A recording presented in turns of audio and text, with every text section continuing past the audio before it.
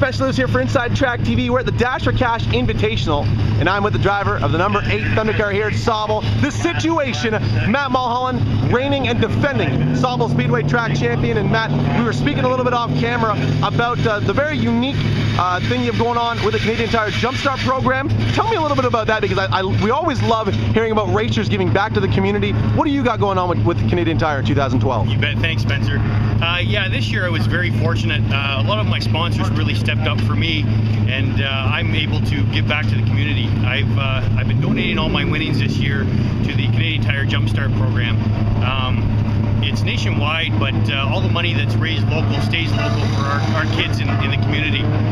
What it is, Spencer, is the Jumpstart Program is a charity program that raises money for kids that can't afford sports equipment, registration, that sort of thing. So it's something I've really taken to this year, and we have a lot of kids in our area that are in need of that sort of thing, and it's great for the kids to be involved in sports, and a lot of them can't afford it. So it really feels good for me this year to be able to do something like that and really give back to the community. But again, I can't say enough, without the sponsors that I have this year, I wouldn't be able to do that. I've also been traveling all over the place. I'm going to try to make it to every track this year, and I'm doing the running for points here at Sauble, and I'm currently in first, and also doing the McCall series at Sunset, which is a 5-race series, and I think I'm currently in second there. So it's been a great year so far, and hopefully it'll get better by the end too. Now, you had a great 2011 season. You were for a while one of the more underrated stars in the Thunder Car division anywhere in the province. I mean, kind of hidden away at Sauble, didn't make a lot of noise, but you had a huge year in 2011 where a lot of people across the province really started to take notice. You won the championship, and it seems that you were able to just keep going with that momentum right into 2012. How similar of a setup are you using this season from what you were using when you won the championship? It's actually, we've changed the car a fair bit this year. We went to the new fiberglass body, so it was quite a bit lighter, so we've had to move a lot more weight around. We also went to a manual transmission this year, so we've changed the car a fair bit. It started off great, won a couple features this year, struggled for a few weeks, and I have to thank Mike McCall and his crew down at McCall Racing, McCall Enterprises. Took my car down there, and they spent 13 hours on it a couple of weeks ago, and since then the car's been a rocket. So yeah, I've changed a fair bit, and it's also neat because going from track to track, like I say, I race here for points at Sauble, but then also go to Sunset for McCall series. Both tracks are so different. We change the setup a fair bit for each track, but that makes it interesting too. Now, we have a couple of visiting drivers here for the Dash for Cash, and when you speak to anyone that doesn't run Sauble on a regular basis, what we hear more than anything is how difficult this place is to figure out, you know, just when you're only here for a couple practice sessions, to try to dial the car in. As a reigning and defending Sauble champion, what's the key to victory here in a 40-lap race for the Thunder Cars? As long as it stays between you and I, Spencer, then Randy Rusnell's here tonight, so it's pretty cool to see the Sunset champion here, and a lot of patience. At Sunset there's a lot more banking, so your car seems to be a lot more forgiving.